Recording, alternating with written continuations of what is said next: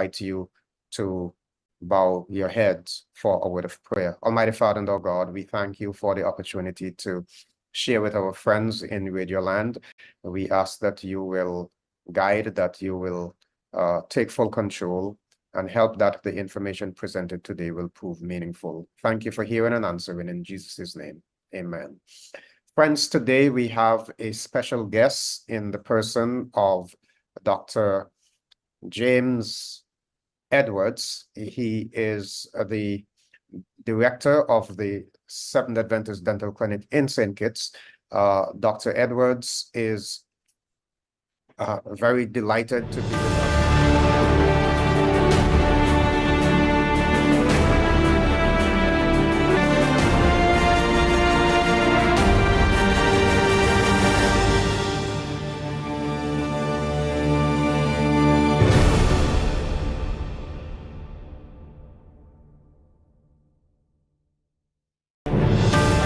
As an example, over recent times, we have seen an escalation in crime and gang violence, and it has created, of course, some discomfort, significant discomfort in the society, to the point where it has caused the government to spend considerable amount of time dealing with it. The government has commissioned the Ecclesiastical Commission to organize a national prayer day to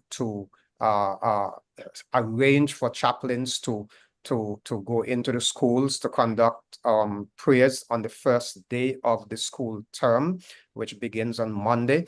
And so these kinds of things, an indication of the upswing in violence and gang-related activity in our community. So my question this afternoon, to begin, is what exactly is a gang, and what are some of the factors that fuel gang formation? Maybe we can start with Pastor Dutton. In the purest sense. Okay, Pastor Dutton, you seem very low with your volume again. I don't know if, okay, let me, are you hearing me better now? I'm hearing you a little better. Go again. Yes. Yeah. I want to say I'm happy to be here with Elder Doyle. Elder Doyle has, taken on the mantle, in this fight against crime, which is very much a significant, all right, Caribbean challenge right now. And before I go to definition, there are two countries in the world that are in the top 10. One is Jamaica, that's Caribbean, and English speaking too. And the other, of course, is Trinidad. Now, when we talk about a gang,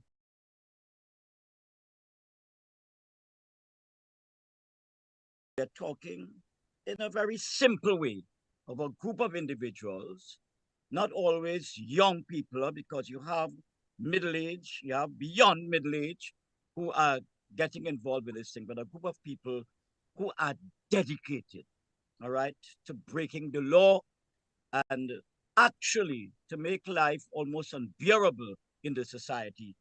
Now, years ago, knives, all right, were the preferred instrument. Now, 90%, I believe, of the criminal activity by gangs, all right, the gun is the preferred. You have the spiral barrel Magnum gun, you have the AK-47, and you have the worst gun in the world, which is the AR-15.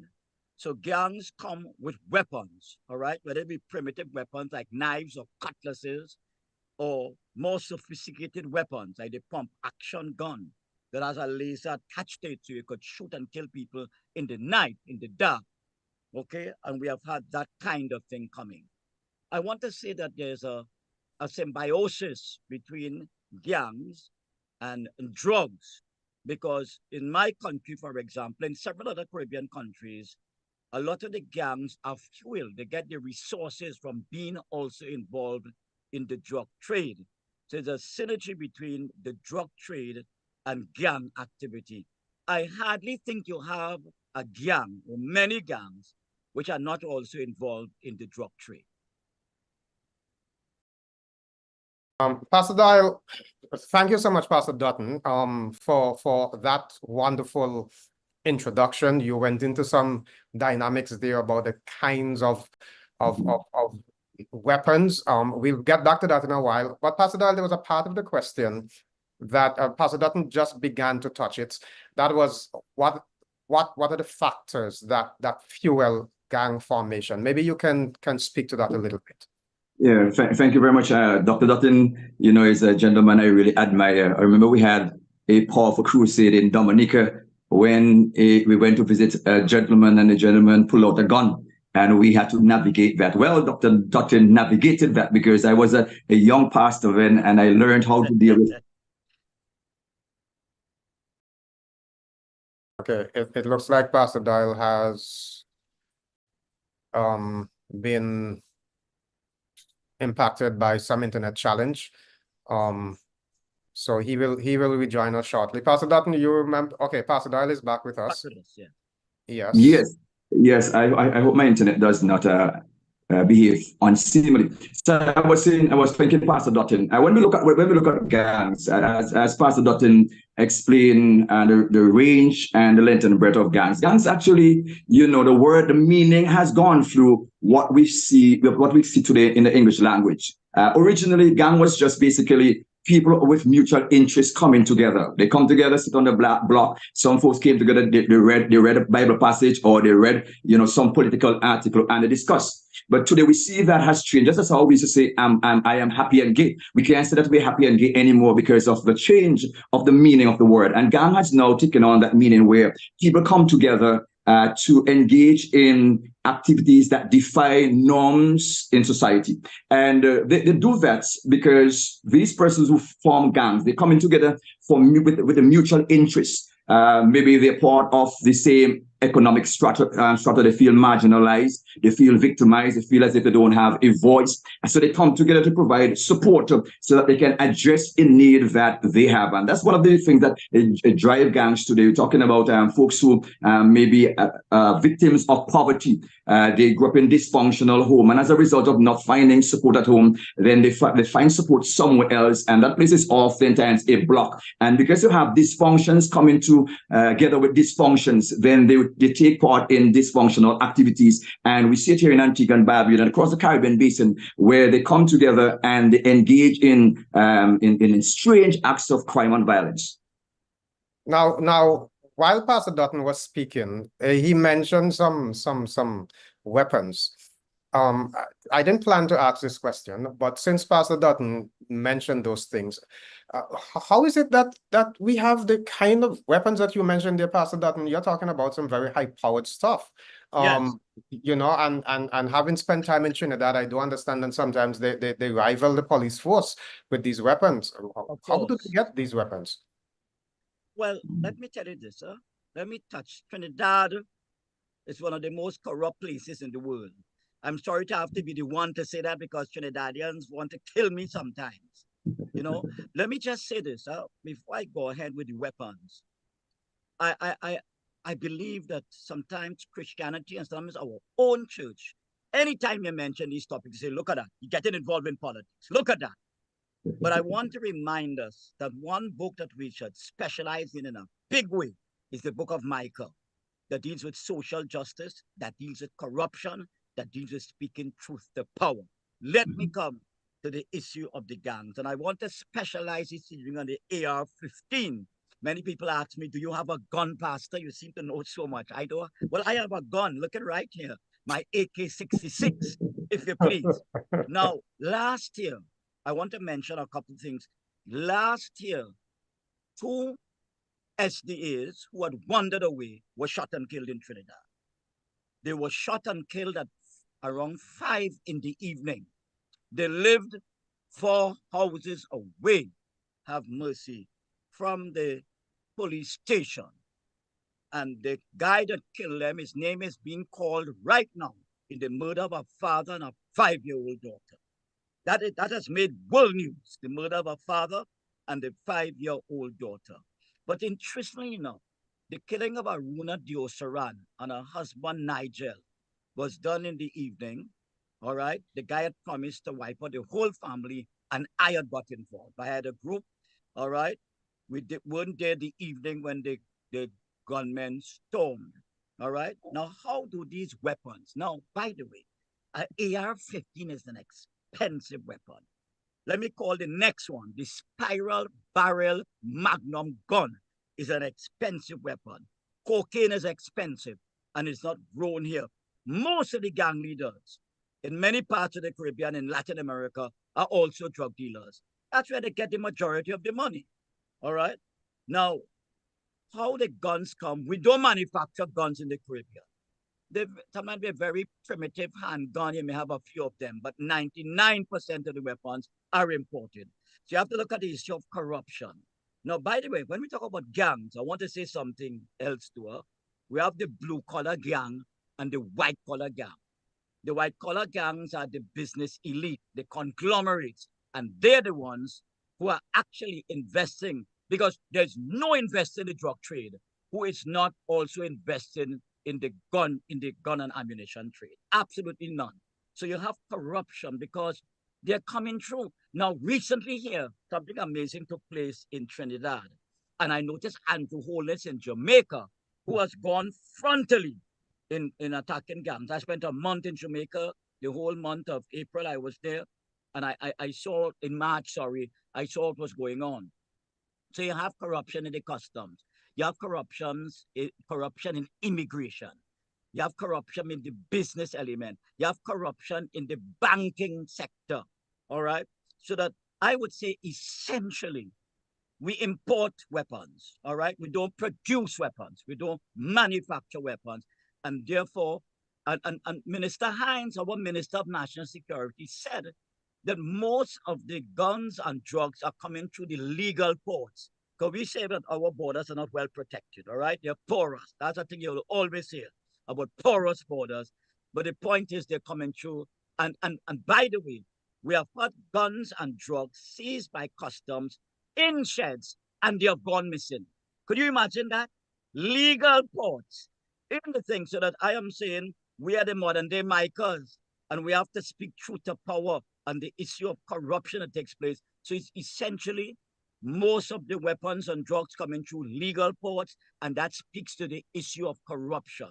All right, I just want to leave it there. Okay, that's very interesting. Pastor Dale, I want to come back to you because just now you indicated that the whole concept of how the word gangs has evolved to create that imagery in our minds of individuals who are involved in violence. Now, my question here is, in fact, I want to think that the presence of violent gangs is a reflection to some extent of a broken society, right? But a broken society is often, if not always, a reflection of a broken home. We all know that in today's world, the absentee father is a big factor. Can you talk about this and its impact on the value system of our children? Because we really want to get at the root of why are so many of our young people, and maybe later on we can talk about other people, but why are so many of our young people involved in gangs? So the value system and the impact of the absentee father on that. Yeah. In addressing behaviors among young people, one would oftentimes have to look at what we call the risk factors and the protective factors. The risk factors are those factors that increase the likelihood of a behavior happening, and the protective factors would be those that decrease the likelihood of a behavior happening. So in the context of violence and crime among young people, when we talk about the risk factors, we look at some things like crime, poverty, and other things that young people are exposed to. When we talk about protective factors, we look at maybe faith-based programs, positive engagement in schools. We look at positive engagement in sports. And the risk factors are basically centered around, one, the home, number two, the schools, number three, church, and number four, the wider community. And as we know that the first exposure that a young person is exposed to is that of home. And we would understand that home constitutes father and mother, and by extension, nieces and nephews, cousins, uncles, aunties, and then we reach over to to neighbors. But in the context of the question, yes, a father plays a pivotal role. What a father should do is to pass on values. The values should reflect what one believes spiritually, what the community votes as norm or practices as norm. And when you have a home that does not have a father to pass on these positive values onto a child, then the child, by virtue of the fact that, listen, God has given us a brain where we have to develop biopsychosocially, this child leaves the home and seek to find the replacement for what is absent in the home. And that's one of the reasons why we see children who grew up in homes where dad is not present, father is not present, or a male figure is not present. We find them engaged in crime and violence. And we're talking about the male here, but also the girls as well. They're influenced by the absence of a father, because the father is supposed to present to the level of honesty, supposed to build their self-esteem, should be able to build their self-worth, cause them to make positive decisions through the modeling process. And one of the things that we have observed in many, many researches, where father is absent or a positive male figure in the early stages of a child's life, consistently that person is predisposed to get involved in crime and violence. Today, I went to the police, to the prison here in Antigua, a powerful program there, gathering young men to get to know Christ, whom to know is life eternal. And there are a number of young men who are there behind bars. I'm talking about teenagers. And interestingly, a few of them, I knew them before. And when I look back at their environment where they would have been trained and been exposed, realized that the father was not present. And if the father was present, there was a level of abuse by that father or neglect. That to me is a very serious thing.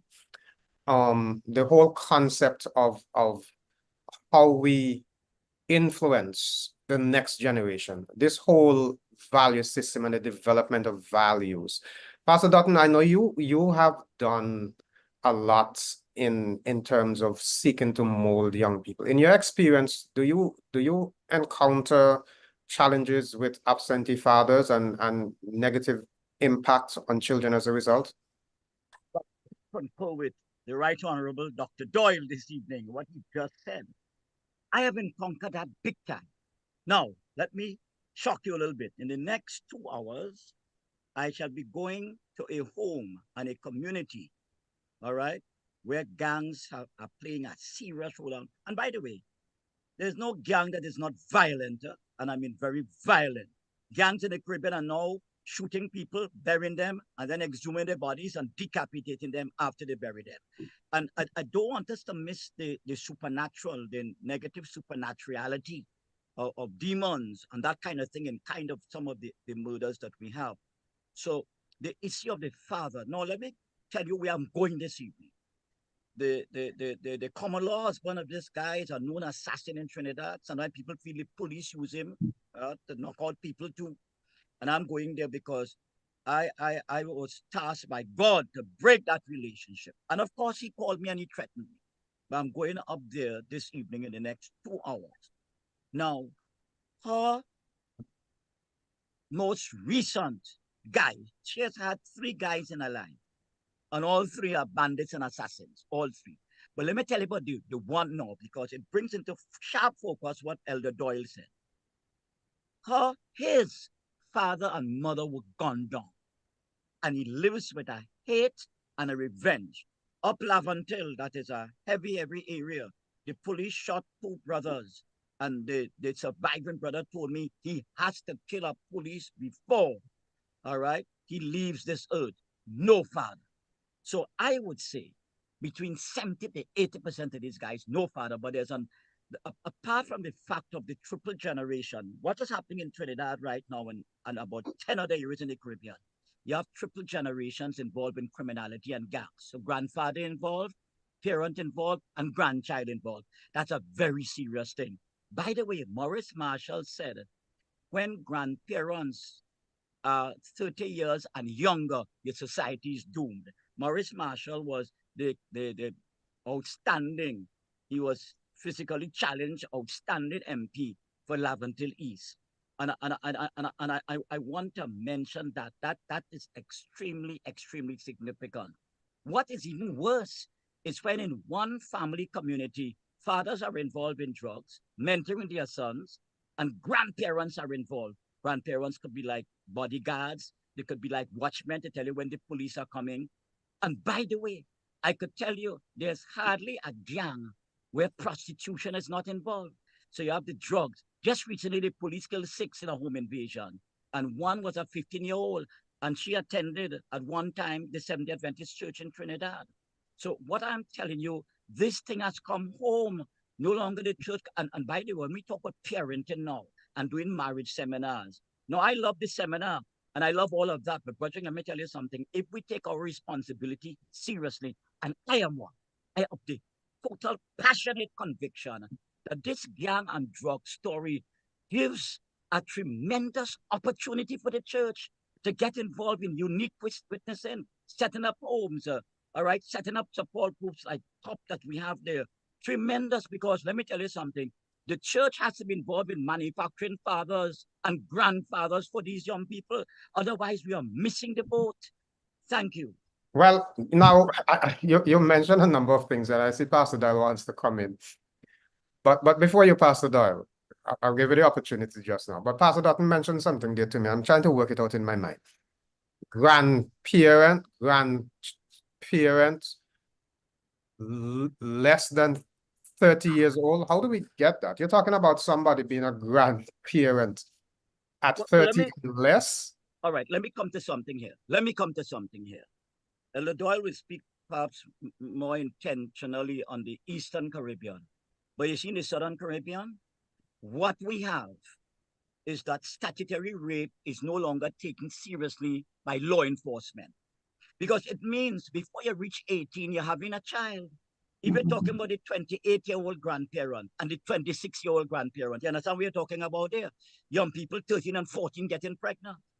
And therefore, I have found that law enforcement, they almost ignore that because nobody is charged. No, sometimes nobody is charged because the father, not the mother, the father is a senior person guilty of statutory rape, but at the same time, it's also involved in gangland activities. And sometimes he is protected by the police. Let me tell you something. A big challenge we have here is protection of the mafia, all right, by security agencies that are paid by tax money, taxpayers' money. So that is an important thing. So that if you don't deal with statutory rape of our young girls, you will never be able to stop the 30-year-old and younger grandparents. Pastor Doyle, you were coming in with something?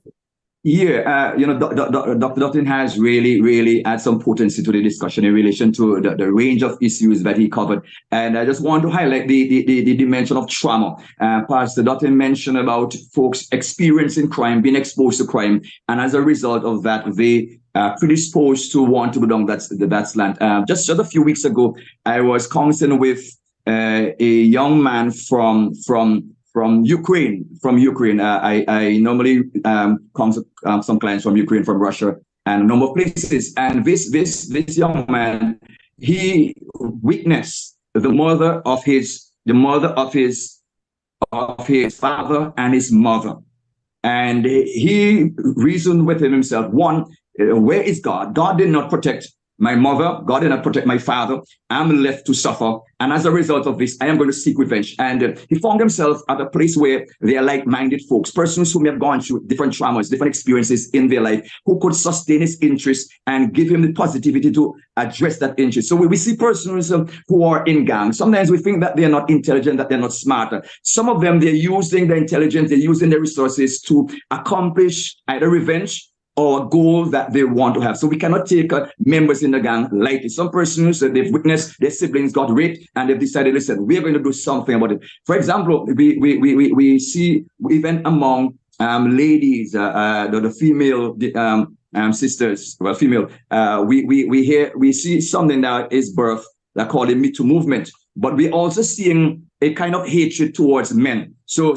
men are hurting us. Men are doing this to us, so let us come together and address what men are doing to us. But they are also engaging in violence towards men. And this is one of the principles that drive gangs as well. Whatever a child experiences at an early age, based on the way he perceives it, and perceived resolution drives him to be exposed. And Pastor Dutton mentioned about, all those involved in gang, because gang is basically, for some, is a business. There's a hierarchy. It starts from preteens right up to the oldest age someone is alive. And for that business to be sustained as technology improve, persons, crack codes and get involved in, breaking down gangs. So the gangs become more defined, redefined, and more empowered. And for that to happen, you must have every facet of life. So you must have politicians involved, you must have doctors involved, you must have lawyers involved, you must have policemen involved, you must have parents involved, you must have educators involved across the board in order for it to continue. That's one of the reasons why we are seeing it spreading. It's spreading, and they're also using the entertainers as well, because a lot of the rap songs, a lot of the dubs, these songs are carrying out the agenda of persons in gangs. And I think it's something that we cannot really overlook, but the involvement of persons' early experiences like trauma and other things. Well, we are talking about a number of different factors here. Yeah. We definitely will have to continue this discussion next week, because we're not going to finish it. So let's continue to delve into the whole mechanism of how the gang functions and the hierarchy of the gang. So let me go to that right now, because once upon a time, in fact, in reality, what I notice, at least in these parts, maybe in Trinidad, it's a little different, Pastor Dutton, but in these parts, a lot of young people are the ones who are going into the stores and pulling the guns and holding up the supermarkets and those kinds of things and so on. But there is this feeling that these young people are really being used by others, that those who are out there on the streets doing the hit and run and those kinds of things are really working for other people. So can we talk about some of that dynamic? Because a young person may be innocently drawn into this thing, thinking somebody's telling them, just do this for them. And they're the face, but behind is somebody hidden. Can we explore that some more? I was kidnapped outside the Center of Excellence by a guy who claimed he had known me, and he asked me to carry him across, and next, I am kidnapped. The police got involved. I saw the guy afterwards, and he was owned by a mixture of businessmen and security men. And kidnapping assumed the proportion of millions of dollars, and it's God who protected me, but I ended up paying money right there on the spot, because my account had $1,500, $1,600. He wanted money on the spot to release me. I had to be wise, you know what I mean? So I drove across. I tell him, let's go by Twin City Mall. And he called up the gang leader, and the gang leader said, no. Oh, by the way, what's the name of the guy you kidnapped there? All right, on my instructions. He said, Dutton. He said, you so stupid. You kidnapped Dutton in Trinidad. And don't go by Twin City Mall. Dutton will run out from the car and he'll go along the place. So go by the Center of Excellence. And by the way, God spoiled the ATM machine there. So I'm saying to you that this is a very, very serious thing. And you have touched, to my mind, the DNA of the criminality of the Caribbean. By the way, Dr. Doyle and Dr. Green, in 1981, my first visit to Antigua, and the foundation was laid there with the casinos and the mafia. The church would like to hear you talk about mafia, but mafia is for real. And when you see casinos multiply, its drugs will multiply, its arms will multiply. And when I went in 1981, a coach of an athletic team told me that there was a ship outside Antigua, and if anybody got shot in the casino, there were doctors and everybody else. So what Dr. Doyle said is so true. This is about a multiplicity of professions involved in the criminal activity, Not just the back of the woods boy and behind the bridge and that kind of thing. It's more than that. So what I am saying is the godfathers of the drug trade, they own these guys. I recall one evening, I went to AY and QREP, and a girl was there. She had complained to a guy who was doing theology in USC, and he met her and tell her, let's go to church. She said, I'm in trouble. I'm in real trouble. So he came to me after, he said, Pastor, talk to this girl. This girl belonged to a gang, right? She was the boyfriend of the gang leader. And the gang leader told, what the gang leader told her? If you leave this gang, I will kill you. I will kill those connected with you. She says, do you think you'll ever leave the gang business? She talking to her boyfriend. He said, I will die being a gang leader. All right. I get good money from it and I will die. And he was owned by a businessman. Let me tell you something. Behind every corrupt police officer is a businessman, a parliamentarian, and an attorney, behind every, so that these folks have an alliance and they really own. They provide the investment. They set up the guys good. They arm them. And by the way, one of the troubling things that University of the West Indies, USC, and UTT, and KPhil, and Mona, and all of them have to look at seriously here is the impact, the psychological and emotional impact of placing a high-powered weapon in the hands of a 15 and 16-year-old. These islands have underground training academies, underground shooting ranges, and they are owned by top businessmen, all right, with political connections. And that is why this issue of gangs and the drug trade must be looked at by the church, and enough research must go on if we have to pull out young people.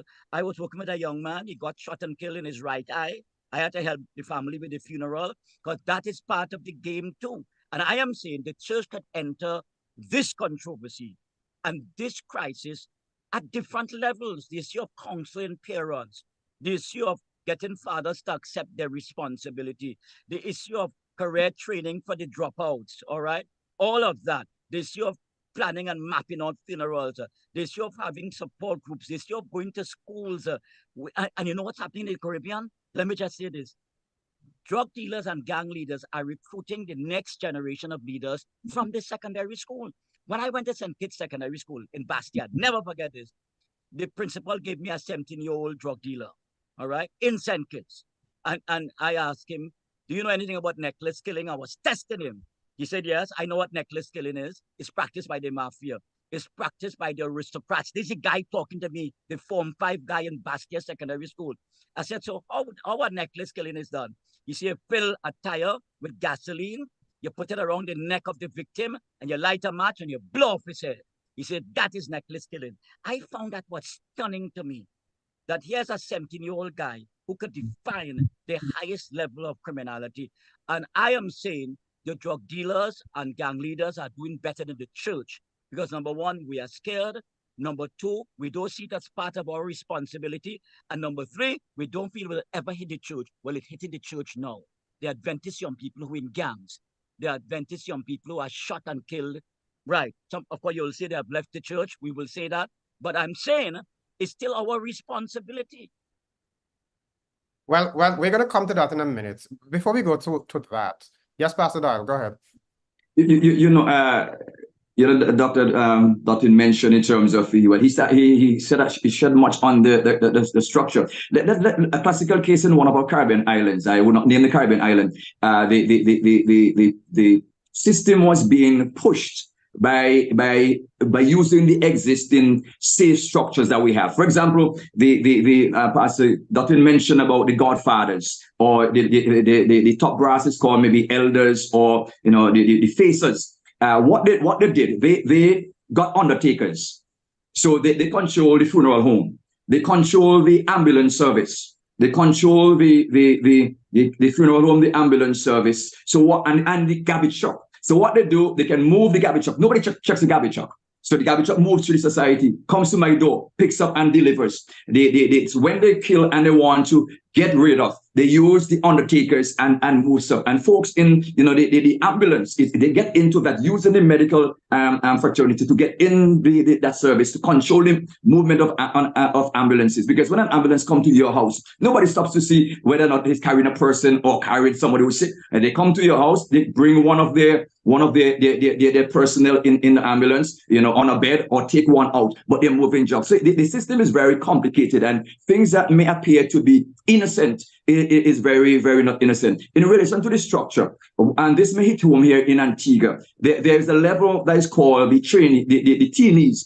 That's those who are 12 years and under. And what they use these teenies to do is to move across the streets in their lunch bags when they go into the parks. So nobody really questions what is in the lunch bag of a child. So they move from members to members. So they use those who are 12 years and under. And then you have what they call the runners. these are those from, from 12 to, let's say, around 15 there. This generation feel that the age feel invincible. So they could take on an adult, and they move. They use them to move. And then they have another level called the youngsters. And these are 18 years and under. They're more highly schooled and trained because of their willpower. And they use them to formulate, gangs, groups to address certain kinds of activities. But there's an interesting layer. It's called what they call a baby mama.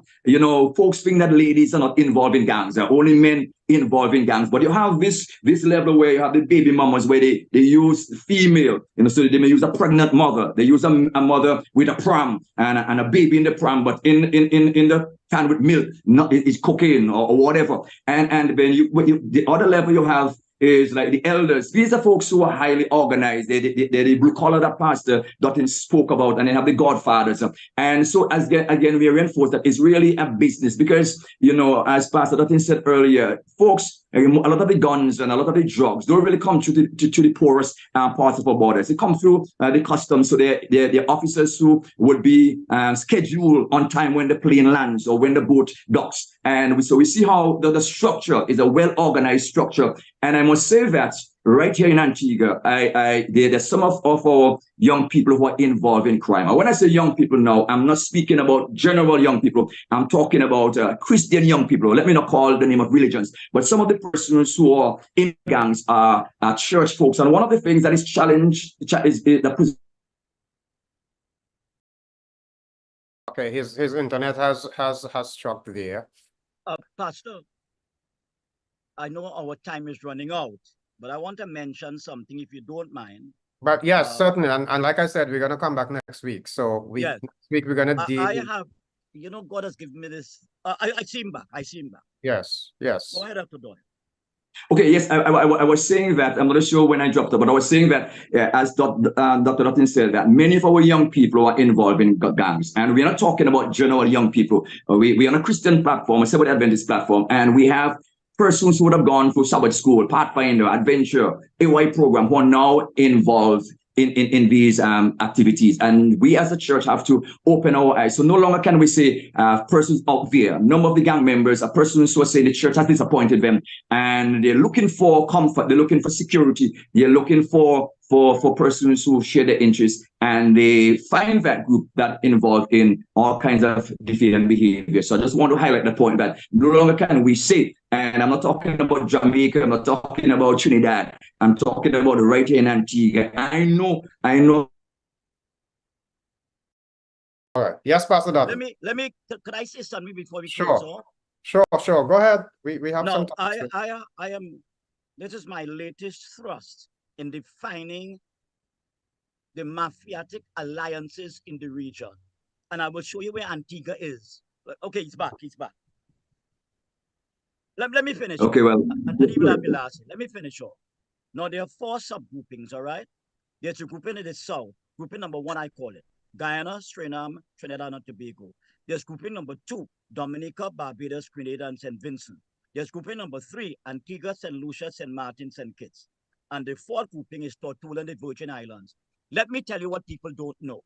While Trinidad and Jamaica, the head of the class with the mafiatic activities, the Virgin Islands per capita was giving us competition at one time. Remember, Pastor Silton Brown kept that on my head. And St. Lucia. Now, by the way, St. Lucia had a call for the Caribbean Regional Task Force to help and control Vieux Fort. When I went to Vieux Fort for the crusade in Auger, I felt I was in Laventille. And the whole scenario there was important. What I want to mention with Antigua, you have a bigger challenge going forward. Number 1, there are criminals in Trinidad with numbers 6, 7, and 8. They have gone to St. Lucia. They're going to head off to Antigua and beyond. So there's a whole recruiting inter-island agency by the mafia. All right. And I have said what we have, that the church has got to play catch up and government have to play catch up. What I call the C-MANS. C, all right, M-A-N-S. That's the Caribbean Mafia Alliance Networking Strategy. The Caribbean Mafia Alliance Networking Strategy. And that is what you have. But I want to push Antigans and Kitts in the middle there, because you will have from the north coming down all right, the North American, Colombia, Mexican alliance coming at you in Antigua, targeting you. And then you have from the South, the Trinidad, Suriname, St. Vincent. And by the way, 2 prime ministers have questioned within the past month about young blacks killing young blacks. You know those 2 prime ministers are? Dickon Mitchell from Grenada and Ralph Gonzalez from St. Vincent. Now, Ralph is my good friend, but it's legalizing and decriminalizing of marijuana. Ralph has it all wrong. And he's not the only prime minister that has it all wrong. But I am saying, let's continue next week. Thanks for having me here. And we're not done yet, Pastor. We're not done yet. We still have a few more minutes. But okay. Yeah. There is at least one other thing we can touch before next week. We want to deal with the ministry itself to these people. How do we minister to them? But once upon a time, it was taught that only males are involved in gangs. I want us to touch the female involvement in the gang, in the gang business. So maybe Pastor Doyle, you want to start with that one? Yeah. You know, it's really a misnomer that ladies are not involved in gang, because you see, we looked at why folks go into gang, the factors that drive people into gang, and ladies are exposed to the same factors: poverty, family that is involved in crime and violence, families that are known drug pushers. So anybody who is exposed or, you know, part of that risk factor will be predisposed or more likely, if mediation, you know, doesn't get going and in a strong, consistent way, will engage in gangs. Because you find a lot of these gangs, they move by, you know, what is equivalent to the dopamine rush. There must be folks motivating them. There must be persons who cover up for them, who spur them on. And a number of ladies, and the truth is, within our ghettos and within our community, they're the ones sometimes who hold the drugs. They're the one who hold the guns. Because the truth is, we have let me use a case in point. Police forces that are predominantly male. By large, we are moving out of that. So you meet a lady, you know, on the block. A man should not, sir, a police officer, a male police officer, should not search her based on our laws. So women are able to carry things with easier transit than men, and also we see that, you know, a lot of the crime, you know, they are committed by men, but ladies, the girlfriend of the drug pusher, the girlfriend of the Dan, the girlfriend of the one who's at the top, you know, involved in it. So yes, ladies are highly involved, and the primary reason for that is simply because they're affected by the same factors that drive men into gang-related activities. Pastor Dutton, I'm sure you want to add something to that. Yeah, let me just say something here. I want to give a practical example. In one of our schools in Trinidad, there's a Pentecostal lady who's the principal. And she had a case that no staff member wanted to be involved in, and the other religious leaders didn't want to get involved. So she called on me. I went to the school. I spoke to the entire school. By the way, let me tell you something. When we come here next week, I want to spend a lot of time on school ministry, you know, because the gangs have displaced religious leaders in the schools. And that shouldn't be. Don't talk nonsense about you shouldn't get involved in politics and nice politics. Well, then Michael was the biggest politician and Daniel and them fellas.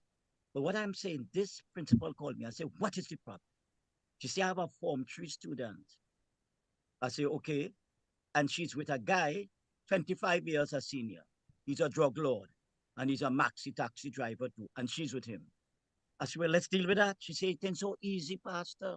The mother is not cooperating. I said, why is the mother not cooperating? She said, the mother not cooperating because the guy putting food on the table. He's supporting the family. So here it was, the mother was pimping out her daughter. Now, when these guys get killed, these young girls who get blooded in the thing, you know what I mean, recruited so early, they have a sense of revenge, and they take over the gangs. We had a young girl who was a pathfinder in Trinidad. She slit a taxi driver's throat, and she was a pathfinder at one time. When I was in Jennings Village in Antigua, the head honcho in that area was a woman, and she used to lead the gang naked. And one night, Friday night, while I'm making the appeal in Jennings in 2007, the gang came out and she was the head of the gang naked as Mother Eve without a Shekinah glory. So what I am saying to all of us is a myth. You're right, Elder Doyle. It's a myth that women are not. Women are heavily involved in this. Now, what we're doing is to sensitize people to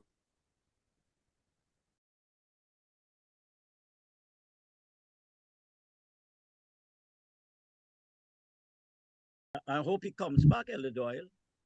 Yes, I'm back. Are you hearing me? Go ahead, you go ahead. I'm hearing you. There's a point I want to extract is that of the initiation into gangs, because as you share that experience, Dr. Dutton, I remember of an experience, and it has to do with a young lady, a particular Caribbean island again, the northern islands. This young lady was taken with gang members to a particular place, and a murder was committed, and she was there when they committed the murder. And in essence, they've told her, what you see happen here will happen to you should you leave. And this young lady was one of the most brilliant young ladies that I've ever met. But she got inducted initiation right, and she was part of it. And one of the things that keep gang members together is that initiation right, and they use brutal means to initiate folks into the gang. So once they've seen murder and they've seen what happened to persons, they say, listen, should I leave? What would happen to me? And it also poses a threat to evangelism, because when the gang members know somebody goes to a crusade and they're hearing about confessing, they hear about repenting, they get around the gang members and say, no, you can't go, because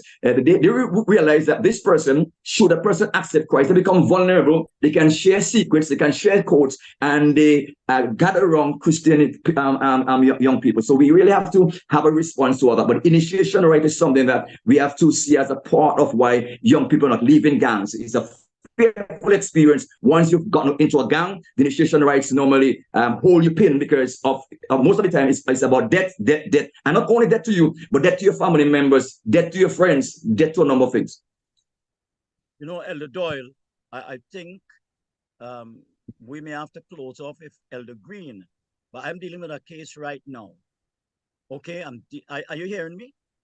Yes, I am dealing with a case right now where a 17-year-old boy is seeking to hire an assassin to kill his stepfather.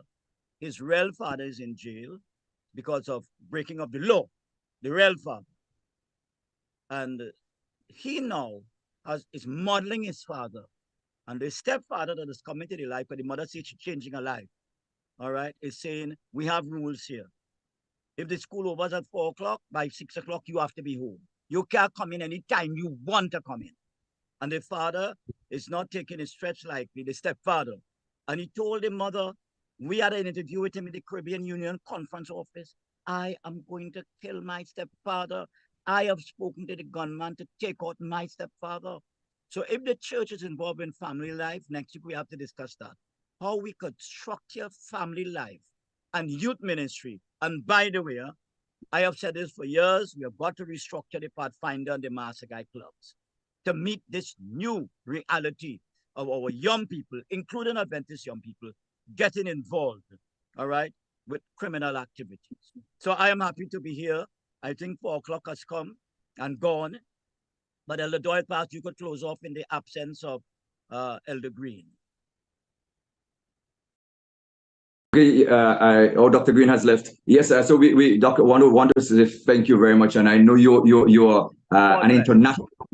You're an international person when it comes to the fight of crime and violence and the empowerment of young people. I've benefited from you, and I know there are many persons on the platform who have benefited and will continue to benefit. But what we have is a real problem, Elder, in Antigua is a challenge that we have here, and it's something that is here to stay. But we have to fight it aggressively. And again, as it takes a village to raise a child. It takes a village now to deal with crime and violence. And the church must get involved. The family must get involved. The community must get involved. The smoking groups must get involved. Law enforcement, everyone who has a heartbeat should get involved, because it is really something that we're reaping to an extent what has been sown many, many years. And as it were, it becoming generational. So we have to have a tough and strong response. God bless. God, I agree with you totally. And by the way, Elder Doyle, we must be able to network with other religious groups, huh? And don't think we alone could solve the problem. Yes, thank you very much, and we want to thank those who would have engaged in the chat. And we do hope and trust that you will become an activist. Folks, crime does not affect only one community. It knows no face. It affects all. So wherever you find yourself, become an advocate for love, for compassion, for mercy towards all mankind. And we know that we can win this because when Christ said at Calvary, it is finished, Christ spoke to us addressing these things even in our time. So we just want to pray with you, pray with our communities. And we pray that this week we would have see a reduce in crime and violence among our young people and across the board. Let's pray. Doctor, could you pray for us, please? Loving Father, we thank you so much for this platform. Let's talk it over. We thank you for Dr. Green, Elder Doyle. We are thankful, oh God, for this platform so we could share in a very straightforward way and share the responsibility of the church to be purveyors of social justice and moral responsibility, like the prophet Micah and Amos and Nahum and the rest of them who lived in very violent and corrupt times. Bless us, oh God, and may next week, may we have, oh God, more people on the platform and more people are willing to become activists and support group interventionists. This be our prayer in Jesus' name. Amen. Amen. Thank you very much, Doc. And thanks to everyone. God bless. Blessings.